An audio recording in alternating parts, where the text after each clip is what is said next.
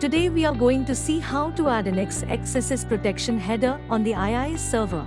We are going to use proxy tool like burp suite to intercept the request. Let us go to the IIS server and check the URL of the website. Open the web browser and capture the request within burp suite and analyze the corresponding response. Upon examining, you will notice that the X-XSS-Protection header is missing. Let's see how to add X-XSS-Protection header. Go to the IIS server and open the configuration file of the IIS server. We have to add open angular bracket add name is equal to X-XSS-Protection value is equal to 1. Mode is equal to block / closing angular bracket inside the open angular bracket HTTP protocol closing angular bracket section in the configuration file of the IIS server, which is located at c/inetpub/www.root/test/web config. Let us save the file and restart the IIS service.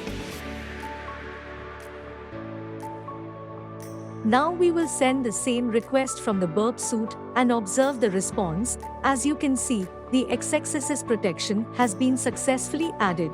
Thanks for watching and stay tuned for more cybersecurity related videos.